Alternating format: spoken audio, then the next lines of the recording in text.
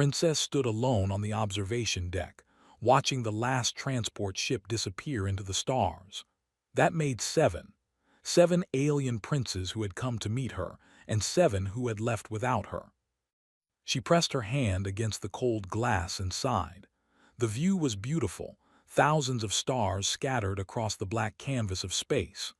Vertex Prime Station floated in neutral territory, a place where different alien races met to talk and trade. Today, it was the place where her last hope had walked away. The door behind her opened. Didn't need to turn around to know who it was. Her telepathic abilities told her everything. The worried thoughts of her father's advisor, High Chancellor, filled the air like smoke. "Your Highness," the Chancellor said carefully, "your father wishes to speak with you." Finally turned. The Chancellor was a tall and thin with blue skin that shimmered under the station lights. He looked uncomfortable, which made sense. Most people were uncomfortable around her. "Let me guess," said quietly. The prince also refused. "I'm afraid so, Princess." "What reason did he give this time?" The Chancellor hesitated, already knew the answer. She had heard Prince's thoughts clearly when they met.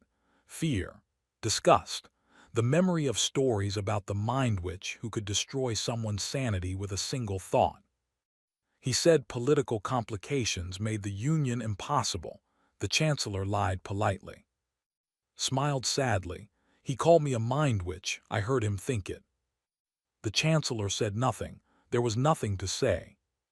Her people, they were known across the galaxy for their telepathic powers. They could read thoughts, share emotions, and communicate without words. It made them excellent diplomats and traders. But powers were different. They were stronger, wilder, harder to control. When she was 8 years old, she had accidentally knocked out everyone in a room during a nightmare. When she was 12, a boy who tried to kiss her without permission found himself paralyzed with fear for 3 days. The story spread. Now, at 22, she was the most powerful telepath in the Empire and the most isolated princess in the galaxy.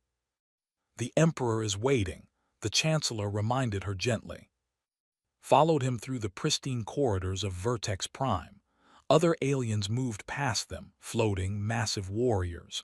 Some stared at her with curiosity. Others quickly looked away. Everyone knew who she was. Her father, Emperor Ho, was in the diplomatic suite.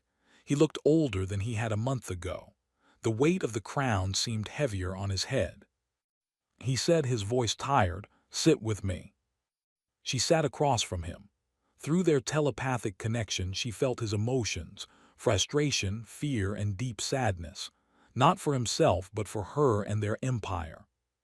"The Dominion has sent another message," he said. "We have 30 days before they invade our territory." His heart sank. They were a warrior race, aggressive and powerful. They had been pushing against borders for years. The only thing that had kept them away was the threat of military alliances through marriage, alliances that no longer seemed possible. "I've failed you, Father," whispered. "No," the Emperor reached across and took her hand. "I've failed you. I brought you here, paraded you in front of strangers, and asked you to marry for politics instead of love. What kind of father does that?" "The kind who wants to save his people," replied. They sat in silence for a moment. Then the Emperor spoke again, his voice heavy with reluctance.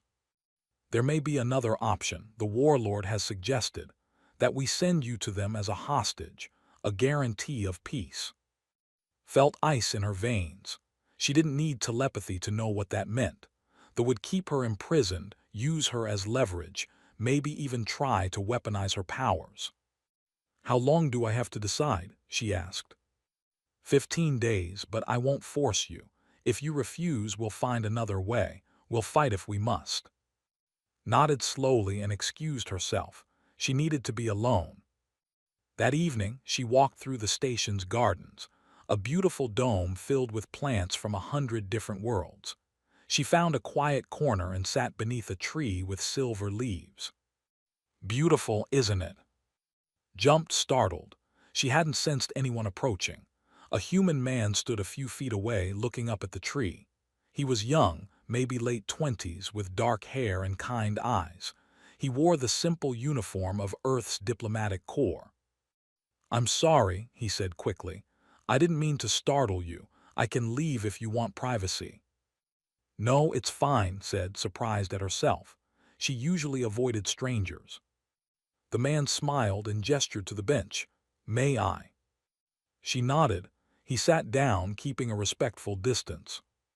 "I'm Yang," he introduced himself.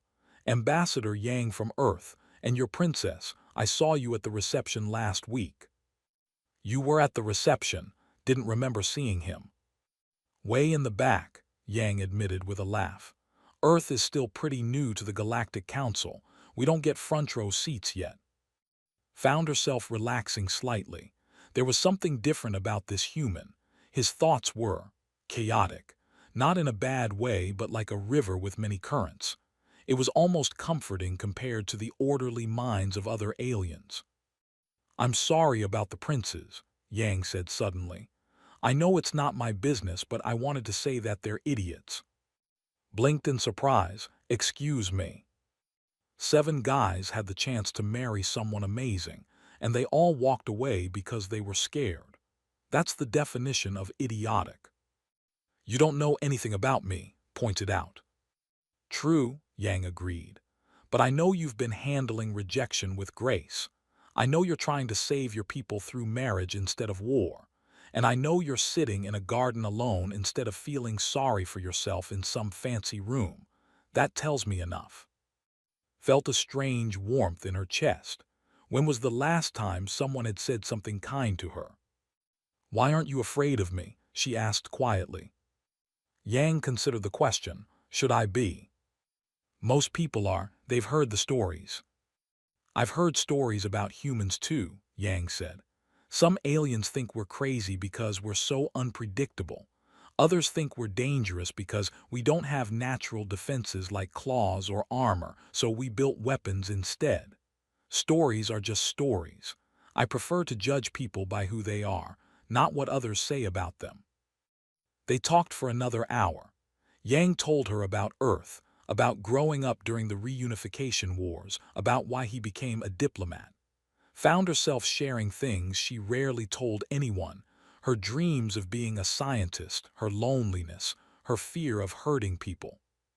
When they finally parted ways, felt something she hadn't felt in years. Hope. Not because a solution had appeared, but because for one evening she had felt like a normal person having a normal conversation. She didn't know it yet, but that conversation would change everything. Back in his quarters, Yang sat at his desk, unable to stop thinking about the lonely princess with the silver eyes and the sad smile. His sister had told him stories about Princess' situation. Now, having met her, Yang felt something stirring in his mind. An idea. A crazy, impossible, potentially brilliant idea. He pulled up his communication terminal and sent a message to his friend, Captain 1. "1, I need to talk to you about something important, something that might sound insane." The response came quickly. "When have your ideas ever been anything else? I'm listening." Yang smiled and began to type. Captain 1 stared at Yang like he had grown a second head. "You want to do what?" she asked slowly. They were in one's quarters aboard the human vessel Indomitable, which was docked at Vertex Prime. Yang had just explained his plan, and his friend looked ready to check him into the medical bay. "I want to propose marriage to Princess," Yang repeated calmly. "The alien princess, the telepath, the one that 7 alien princes just rejected." "Yes." One rubbed her temples. "Yang, we've been friends since the academy. I've supported you through a lot of crazy ideas, but this is beyond crazy." "Hear me out," Yang insisted. He pulled up a holographic display showing star maps and political data. "The Empire controls key trade routes that lead straight to human space. If they fall to we're next. They won't stop with the." "So this is about strategy?" one asked skeptically. "It's about strategy and—" Yang paused. "I met her, one. She's not what the stories say. She's lonely and scared and trying to save her people the only way she can. Those princes rejected her out of fear, not logic. And you're not afraid. Yang thought about that. I'm terrified, but not of her powers. I'm afraid of what happens if we do nothing. Earth needs allies, the need hope. Maybe this could work. One was quiet for a long moment. Then she sighed. You know this could start a diplomatic incident, right? Or get you killed. I know. And you're going to do it anyway. I have to try. One shook her head but smiled slightly. You're either the bravest person I know or the dumbest. Maybe both. What do you need from me? Help me understand culture, and back me up when everyone thinks I've lost my mind. Over the next 3 days, Yang researched everything he could about his sister Da, who worked as on the station, helped him understand telepathic species. She was excited when he told her his plan. This is amazing, Da said. Do you know what this could mean for human relations? Do you know what it could mean for me personally? Yang countered. I might be married to someone who can read my every thought. Da grinned. Then you better start thinking nice things about her. The hardest part was getting an audience with Emperor Ho. Yang submitted a formal request through proper diplomatic channels. The request was so unusual that it took 2 days to get a response. When it came, it was brief. Request granted. 1 hour. Tomorrow. Yang barely slept that night. He rehearsed what he would say 100 times. Each version sounded worse than the last. The next day, he stood outside the emperor's private chambers, wearing his formal diplomatic uniform.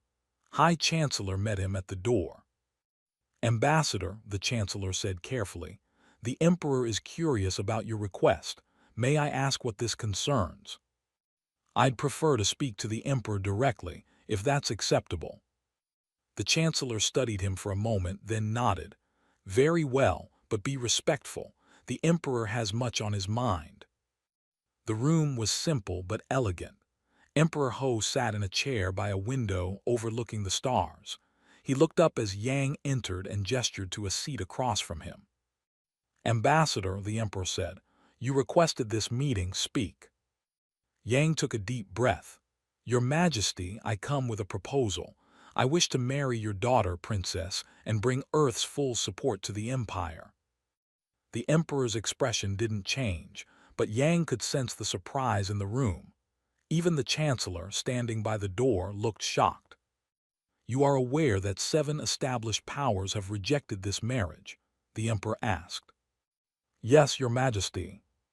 And you understand that my daughter possesses abilities that make her difficult for most beings to be around. I understand that she's a powerful telepath.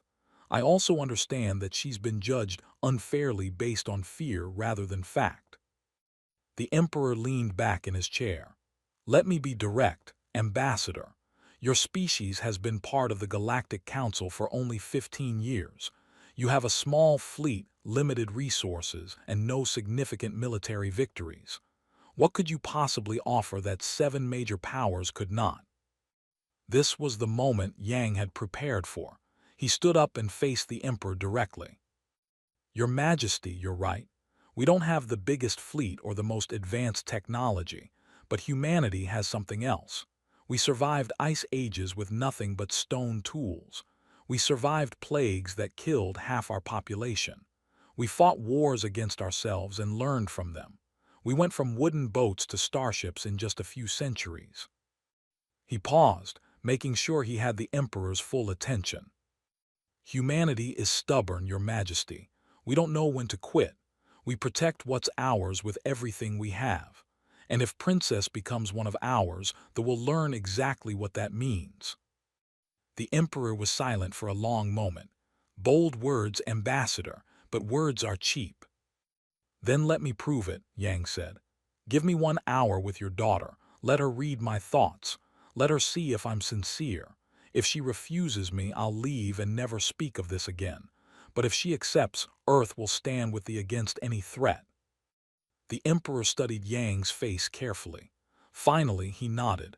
Very well, 1 hour. But understand this, ambassador. If you hurt my daughter in any way, no diplomatic immunity will protect you. I understand, Your Majesty. An hour later, Yang found himself in a private meeting room, waiting. He had asked for tea to be prepared, style, which he had researched carefully. His hands were shaking slightly as he poured 2 cups. The door opened. Princess entered looking surprised. "Ambassador," she said, "what is this about?" "Please sit," Yang said, gesturing to the chair across from him. "I made tea. I hope I did it right." Sat slowly, clearly confused. "My father said you wanted to meet with me." "I did. I wanted to ask you something important." Yang pushed a cup of tea toward her. "But first, I have a question. What do you want, princess?" Blinked. "What? What do you want? Not what your empire needs, not what your father wants. What do you want for yourself?" No one had ever asked her that before. Stared at the human ambassador, trying to understand what game he was playing. Carefully, she reached out with her telepathic senses to read his surface thoughts. What she found shocked her. There was no deception, no hidden agenda, just genuine curiosity and nervousness. He was actually nervous about making a good impression. "I started, then stopped. I wanted to be a scientist. I wanted to study telepathic bonds between different species. I wanted to choose my own path instead of having it chosen for me." Yang nodded. "I understand that. I grew up during Earth's reunification wars. My parents died in the fighting. I became a diplomat because I wanted to stop conflicts before they started. I wanted to choose peace instead of having war choose me." They talked, really talked. Yang asked about her research interests, her favorite places on her dreams beyond politics. Found herself sharing things she had never told anyone outside her family. And his mind, it was fascinating. Where other aliens had thoughts that moved in straight, logical lines, Yang's consciousness was like a storm. Emotions mixed with memories, mixed with random songs and jokes and worries. It should have been overwhelming, but instead it was strangely comforting, like white noise that blocked out the sharper thoughts of others. Finally, after they had talked for almost the full hour, Yang set down his teacup. "Princess, I came here today to ask you something. I want to marry you." Froze. "What?" "I know it sounds crazy. We just met a few days ago, but I've seen the situation you're in. 7 princes rejected you out of fear. Your empire needs an alliance. They are threatening war, and you deserve better than to be treated like a weapon or a hostage." "You don't know me," whispered. "You're right, but I know enough. I know you're intelligent, kind, and stronger than you think. I know you're trying to save your people at great personal cost, and I know that if we work together, we might actually have a chance." "This is political," said flatly. "Partly," Yang admitted. "Earth needs the alliance, but it's also personal. Those princes were fools to reject you, and I'm tired of watching powerful people make decisions based on fear. So here's my proposal: marry me. Give Earth and the chance to build something new together. And maybe, if we're lucky, we'll find something real along the way." Looked into his eyes, then deeper into his thoughts. She saw his sincerity, his hope, and yes, his fear. But underneath it all was something else, a genuine belief that this could work. "You're insane," she said softly. "Probably," Yang agreed with a small smile. "But humans are good at that." Was quiet for a long moment. Then slowly she smiled back. "Yes. Yes. Yes, I'll marry you, ambassador." Yang's face broke into a huge grin. "Really?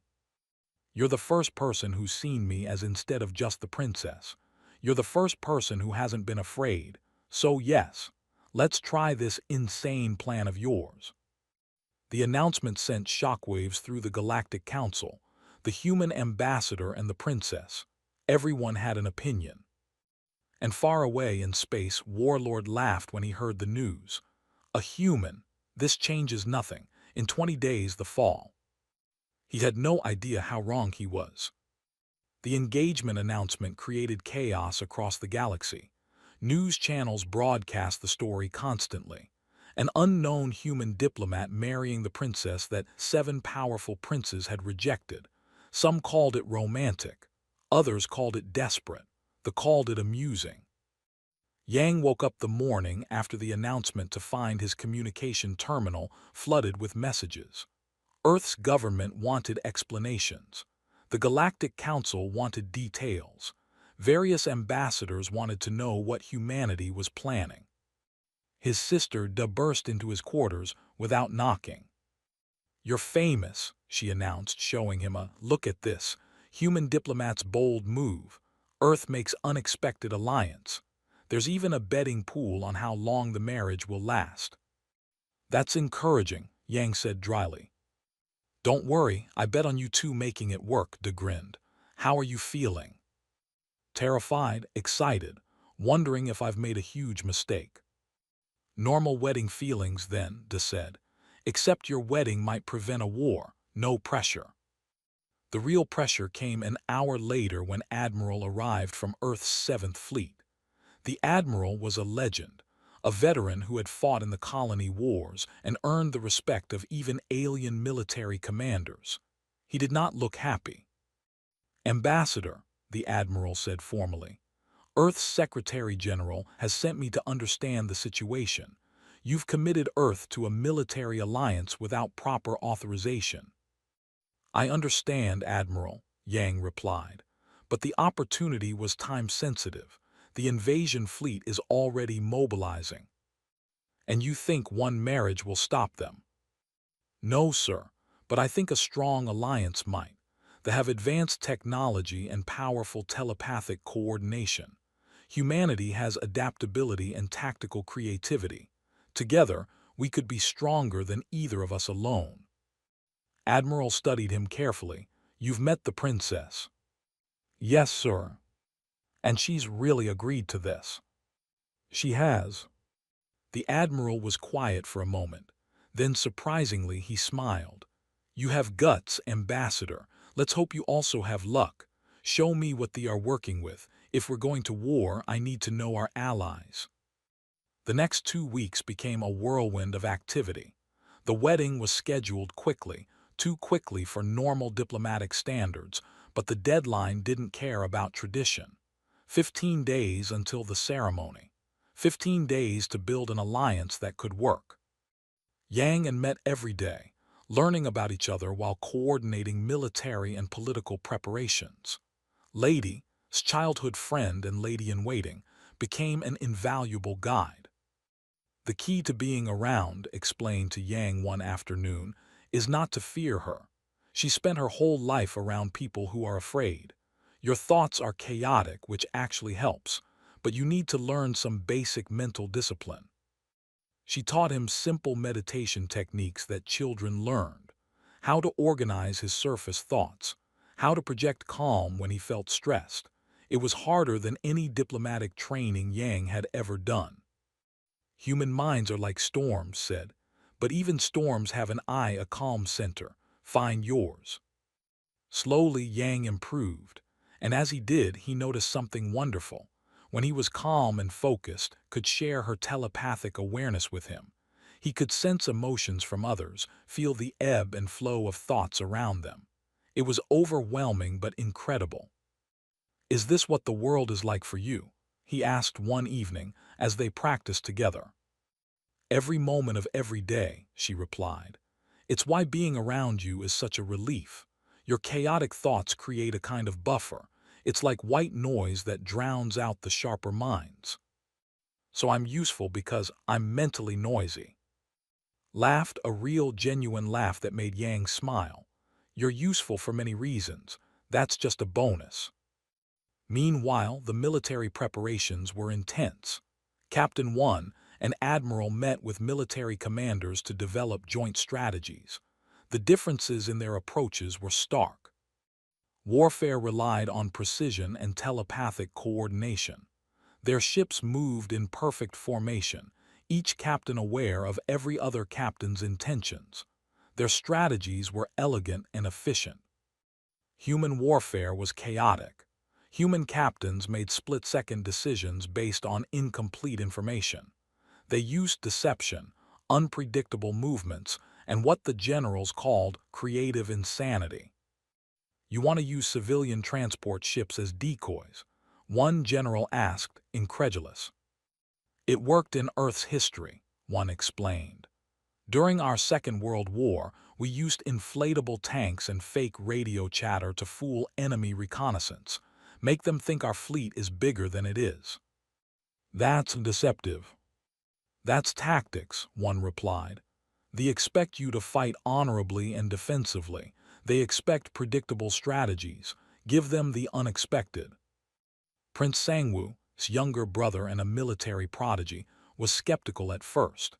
He thought humans were too primitive to teach the anything about warfare.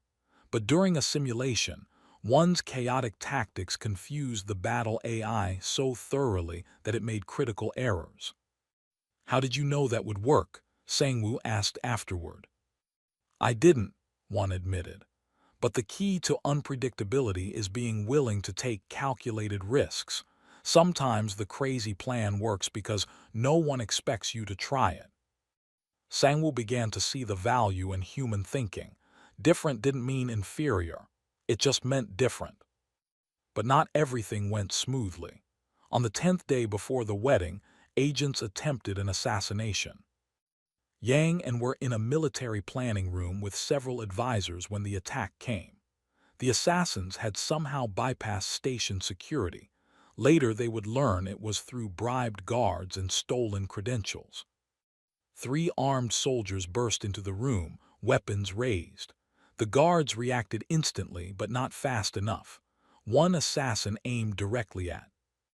In that moment, defensive instincts took over.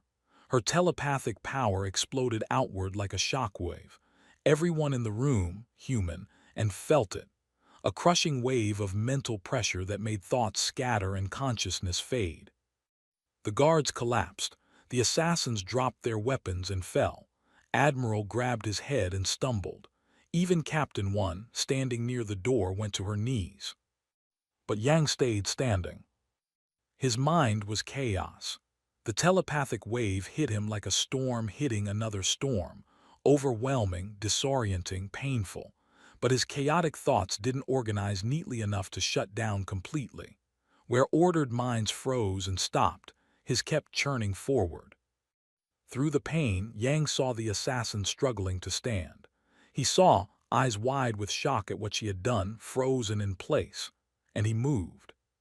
He positioned himself between and the attackers, grabbing a fallen guard's weapon. His hands shook. His head felt like it was splitting open, but he aimed the weapon and his voice came out steady. "Don't move." Station security arrived moments later, drawn by alarms. They secured the assassins. Medical teams rushed in to help the unconscious guards and personnel. Through it all, Yang stayed standing, protecting until he was absolutely sure the threat was over. Only then did he lower the weapon and turn to her. "Are you okay?" he asked. Stared at him, tears in her eyes. "I could have killed you. I could have killed everyone. I lost control and—" "But you didn't," Yang interrupted gently. "You protected yourself. That's what your power is supposed to do." "You stayed conscious. How?" Yang smiled weakly. Apparently being mentally chaotic has its advantages, was right about that. Did something she had never done before. She stepped forward and hugged him. Yang stiffened in surprise, then carefully hugged her back. "Thank you," she whispered, "for not being afraid, for staying." "Always," Yang promised. The assassination attempt had consequences. The involvement, but everyone knew the truth. Warlords sent a mocking message through diplomatic channels. "The human's bravery is admirable, but it will not save you. In 5 days, when you speak your vows, my fleet will be at your borders. Enjoy your wedding while you can." That night, Yang couldn't sleep. He found on the observation deck where they had first talked weeks ago. "Can't sleep either," he asked, joining her. "Too much on my mind," admitted. "In 5 days we'll be married, and then the war starts." Are you having second thoughts? Looked at him carefully, reading his emotions. Are you? No, Yang said honestly. I'm terrified of what's coming, but I'm not having second thoughts about this, about us. Us, repeated softly. When did we become an us? Probably when I proposed marriage after knowing you for 3 days, Yang said with a small laugh. Or maybe when you didn't think I was completely insane for doing it. I did think you were insane. I just liked it. They stood together in comfortable silence, watching the stars. Somewhere out there, a fleet was preparing to invade, but here, in this moment, there was peace. Yang said quietly, "Yes, I'm glad you stepped forward when no one else would." Yang reached out and took her hand. "I'm glad you gave me the chance." 5 days until the wedding. 5 days until war. But for the first time in her life, Princess didn't feel alone. And for the first time in months, Ambassador Yang felt like he was exactly where he was supposed to be. The wedding day arrived with both celebration and tension hanging in the air.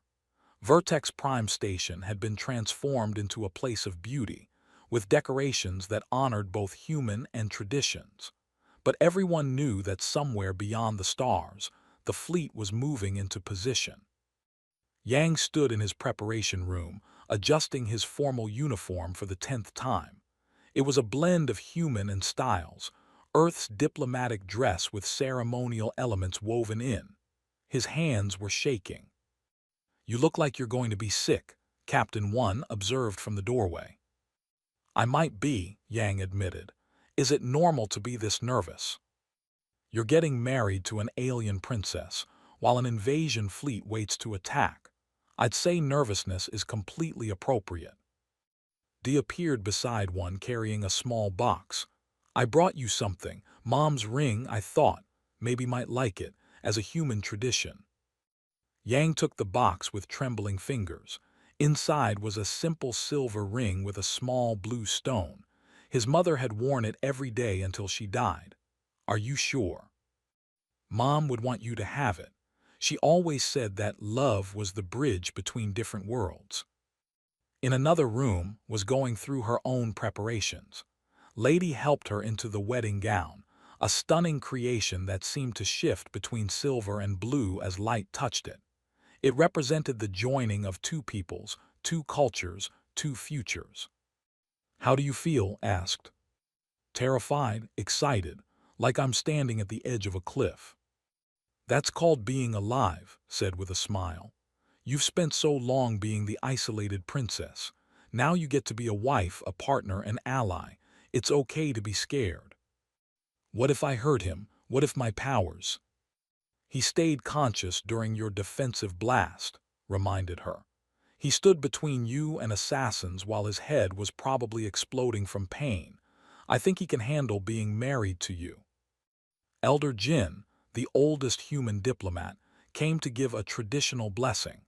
The old woman had been one of the first humans to make contact with alien species, and her wisdom was respected across the galaxy. "Princess," Jin said gently, "may I speak freely?" "Of course, Elder." "When Earth first joined the Galactic Council, we were dismissed as insignificant, too primitive, too young, too chaotic. But we proved that being different can be a strength. Your marriage to Yang represents that same principle. Together, you'll show the galaxy that the best alliances come not from similarity, but from complementary strengths." The ceremony was scheduled to be broadcast across the galaxy. Thousands watched in person while billions tuned in from there. The location was the Great Hall of Vertex Prime, a massive chamber with windows showing the stars beyond. The ceremony began with rites. Emperor Ho, looking proud despite his worries, led to the ceremonial circle. In tradition, the couple would perform a mental bonding, sharing thoughts and emotions before witnesses to prove the strength of their connection. Yang entered from the other side, escorted by Admiral. When he saw, his breath caught. She was beautiful, yes, but it was more than that. She looked happy, truly happy. They met in the center of the circle and joined hands. "Are you ready?" whispered. "Absolutely not," Yang whispered back. "Let's do this anyway." The mental bonding began. Carefully lowered her mental barriers and reached out to Yang's consciousness. He did his best to project his thoughts clearly, the way she had taught him. And there, in front of thousands of witnesses, they shared something profound. Everyone watching felt it. The telepathic species through their own senses, the non-telepathic species through the emotional resonance that filled the hall. This wasn't a forced political bond. It was real. Two very different beings finding connection, understanding, and the beginning of something deeper than alliance. The human portion of the ceremony followed. Yang spoke his vows in clear, strong words that echoed through the hall. "I promise to stand with you when 7 princes would not. I promise to see you, not your power. I promise that when the galaxy doubts you, I will be your certainty. And I promise that humanity will never abandon the people because you are no longer other, you are family." His vows were simpler but no less powerful. "I promise to trust you when trust is hard. I promise to stand beside you, not behind you. I promise to build something new with you, something the galaxy has never seen before. And I promise that my power will always protect you, never harm you." Yang slipped his mother's ring onto his finger. She touched it gently, feeling the history it carried, and smiled. "By the authority of the Galactic Council and the laws of our respective peoples," Elder Jin announced, "I declare you married. May your bond bring peace to troubled times." The hall erupted in cheers. For one perfect moment there was only joy. Then the alarm sounded. Admiral's communication device buzzed urgently. His face went pale as he read the message. Then he looked up at Yang and, "They're here.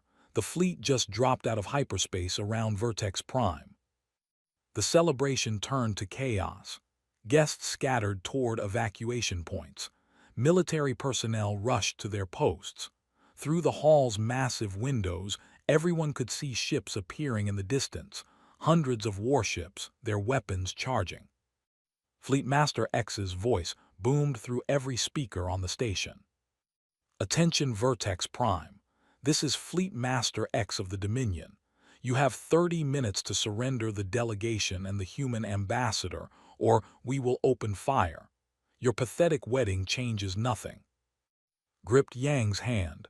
"He's going to attack the station, all these people." "No," Admiral said firmly. "We anticipated this." He pressed a control on his wrist device. Across the station, hidden systems activated. What appeared to be standard civilian shields suddenly, reinforced with human-designed redundancies that the hadn't known existed. "We learned from human history," the Admiral explained. "Never trust your enemy to honor safe zones. Always have a backup plan." The human and fleets emerged from their hidden positions around the station. They weren't as numerous as the Force, but they moved with coordinated purpose. Captain One's voice came through on the command frequency. "All ships, this is Captain, Battle Plan Delta. Show these what happens when they crash a wedding." The battle began. Ships were powerful, massive dreadnoughts with devastating weapons. But the combined fleet used tactics that confused them. Ships moved in perfect telepathic coordination, creating firing patterns that seemed impossible. Human ships darted between them with chaotic unpredictability, making attack runs that no logical commander would attempt. From the station's command center, Yang and watched the battle unfold.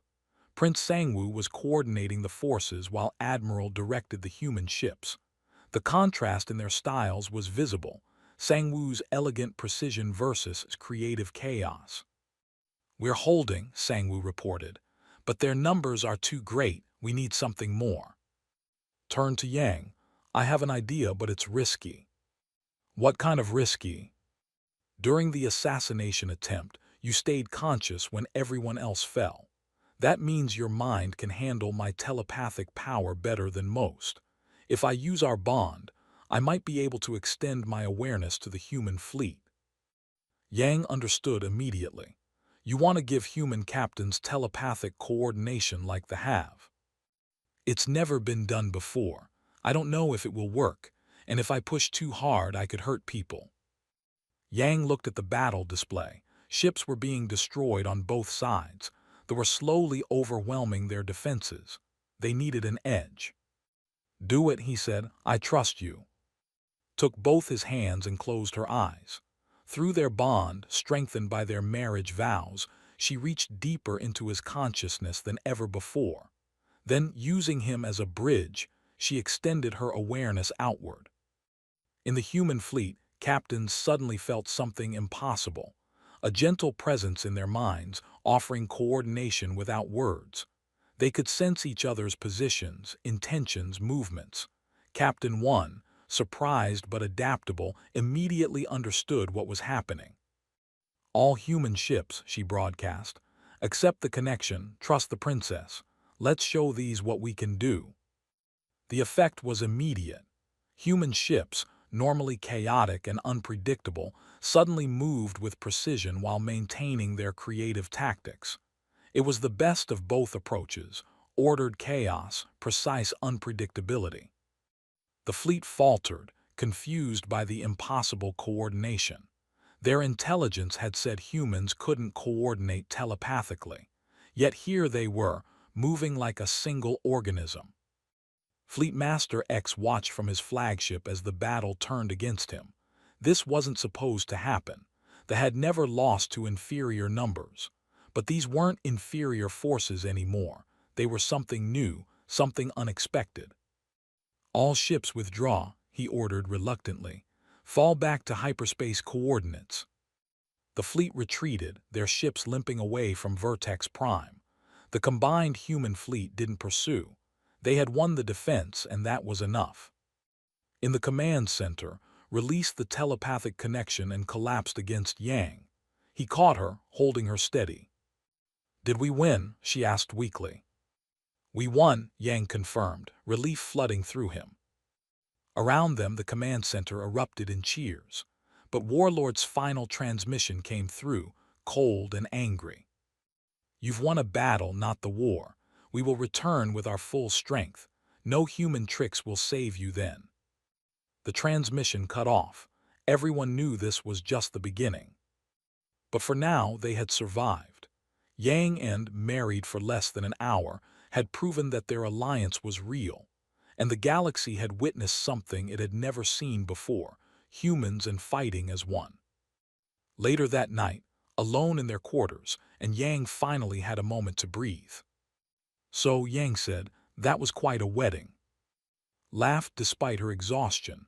I don't think anyone will forget it. Are you okay? That telepathic bridge. It looked like it took everything you had. I'm tired, but I'm okay. She took his hand. We did it, Yang. We actually did it. We did, though the war isn't over. No, but we're not alone anymore. They sat together in the quiet, holding hands, husband and wife. Outside, the combined fleet maintained watch. Somewhere in the darkness, they were regrouping. The real war was just beginning.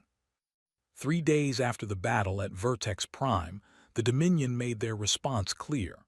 Warlord mobilized the entire war fleet, over 1,000 ships, the largest military force assembled in decades. His message was broadcast across the galaxy. The Empire and the human species have declared themselves enemies of the Dominion. We will answer with total war. This is not negotiation. This is extermination. The galaxy watched and waited. Most expected them to retreat to offer surrender terms. The humans were too new, too small to matter. This would be a short war. They were wrong. On Earth, Secretary General Me called an emergency session of the unified government. The debate was fierce. Some argued that Earth should withdraw, that one marriage wasn't worth risking humanity's future. Others argued that abandoning allies would mark humanity as cowards forever. Me listened to all sides. Then she stood and spoke words that would become legendary in human history. 15 years ago, we joined the Galactic Council as the newcomers. Some species welcomed us, Others ignored us. A few laughed at us. Today, one of our own has married into an alliance that defines who we are. They expect us to run. The galaxy expects us to fail. I say we show them what humanity does when someone threatens our family. We show up, we fight, and we win. The vote was unanimous. Earth would commit its full military might to defend the Empire. Every human colony contributed ships. Mining stations sent defense platforms.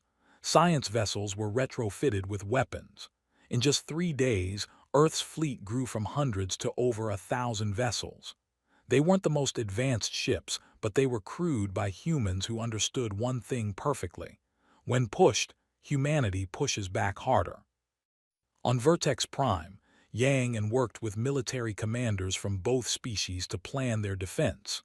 Doctor, a brilliant human neuroscientist, arrived with a prototype device. We call it the telepathic bridge interface, he explained, showing them a small neural implant. Based on the connection between you two, this allows telepaths to coordinate with non-telepathic species without overwhelming them. It's still experimental, but the initial tests are promising. How promising? Admiral asked. Promising enough that we could outfit the entire fleet in 48 hours, Doctor replied. It won't make humans into telepaths, but it will let them share tactical awareness with forces more easily. Prince Sangwoo and Captain One had been working together for days, developing strategy. Their partnership had grown into genuine friendship, each learning to appreciate the other's approach to warfare. They expect us to defend Prime, Sangwoo said, pointing at a star map. They'll bring their entire fleet there for a final assault. Which means there will be vulnerable, One finished. This is insane, I like it. They presented their plan to the full military council. It was audacious and risky, everything a good human plan should be. Instead of defending space, they would take the fight to the. A massive feint would draw the fleet to Prime. Meanwhile, a strike force would penetrate deep into territory and disable their central command hub. The generals were hesitant. This wasn't how they fought wars. But Emperor Ho, watching his daughter stand beside her human husband, made the final decision.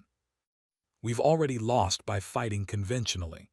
They are stronger in traditional warfare, so we'll fight unconventionally. Approve the plan.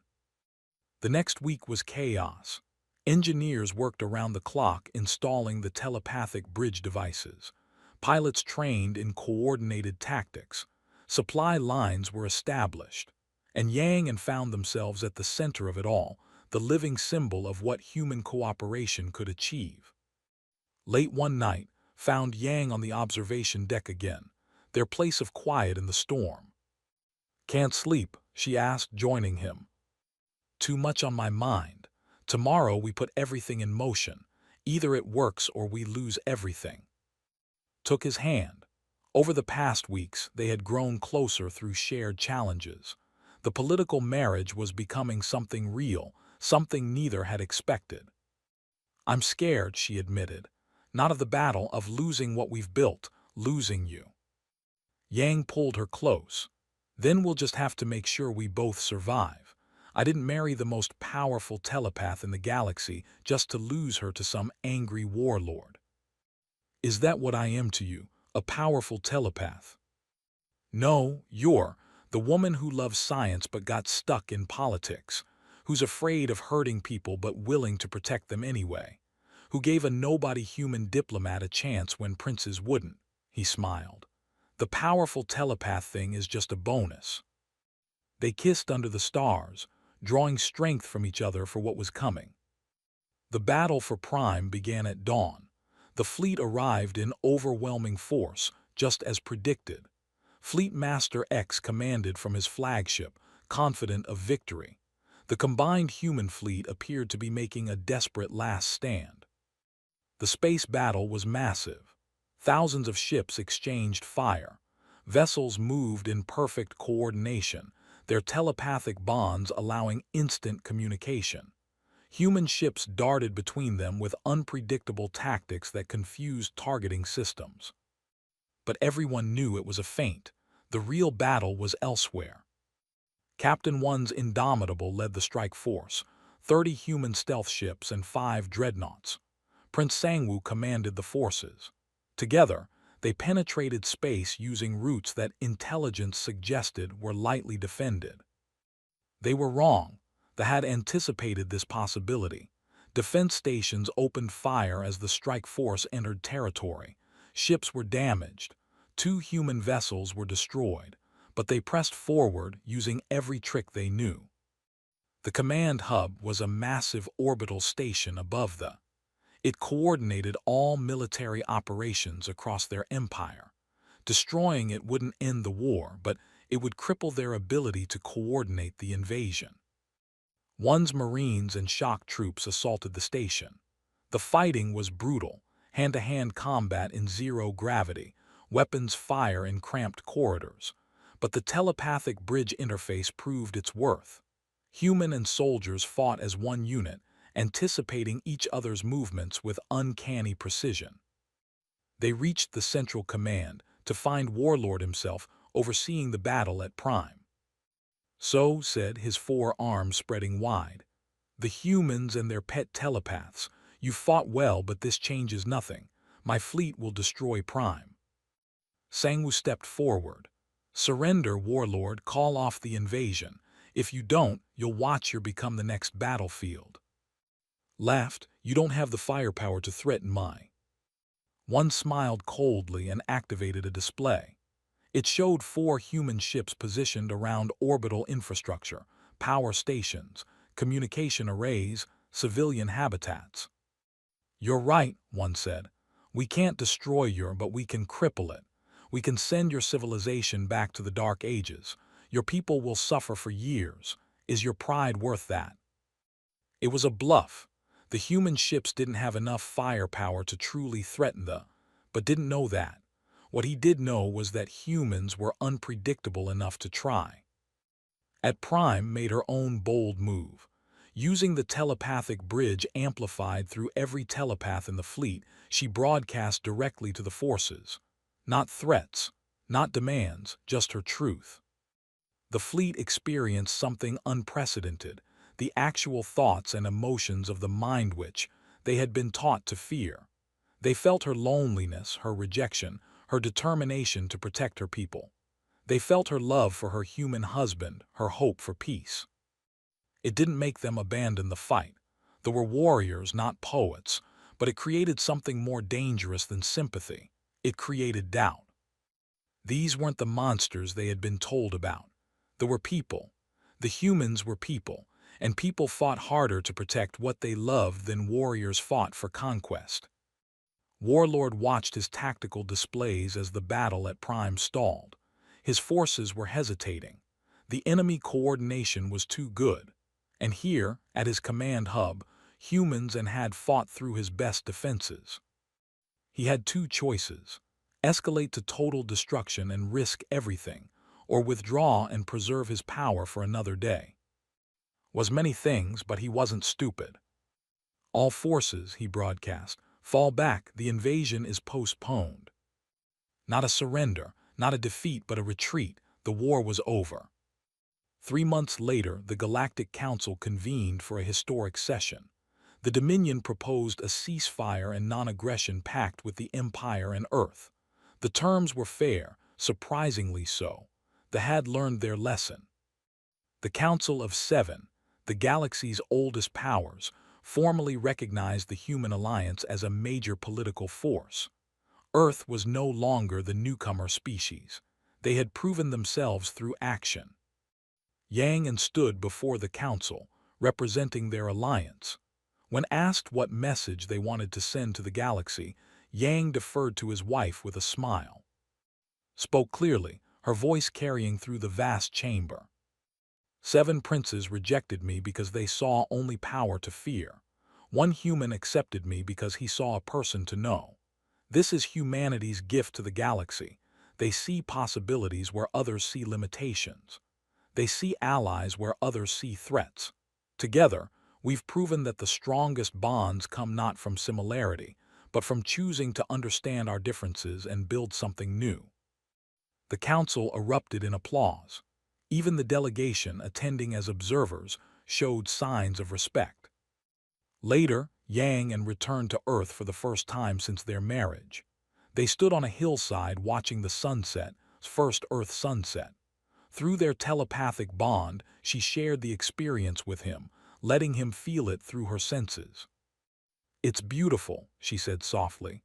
"I understand why humans love there so much." "Every world is beautiful to someone," Yang replied. "But this one's special because I get to show it to you." Dan Lady approached, having become close friends themselves during the chaos of war. "So," De said with a grin, "what's next for the galaxy's most famous married couple?" Yang and exchanged a look. "We build," said. "The alliance is new. We need to strengthen it, help our peoples understand each other, create something lasting." "And maybe," Yang added, "we get to just be married for a while. No wars, no politics, just us." "Good luck with that," laughed. "You two are symbols now. Everyone will want a piece of your time." "Then they'll have to wait," Yang said firmly, putting his arm around. "Because right now, I'm just a husband showing his wife around his." They walked together down the hillside, two very different beings who had found connection in the most unlikely circumstances. Behind them, the sun set on Earth. Above them, the stars waited, a galaxy that had doubted them, feared them, and underestimated them. But Yang and had proven something important. When humanity says enough, when they choose to stand with their allies regardless of the odds, they don't just fight, they change the galaxy itself. The human alliance would face more challenges in the years to come, but they would face them together, as partners, as friends, as family. And that made all the difference. Sometimes the most powerful force in the universe isn't technology or military might. Sometimes it's simply two people choosing to see each other, to understand each other, and to build something beautiful together. 7 princes had said no. 1 human had said yes. And the galaxy would never be the same.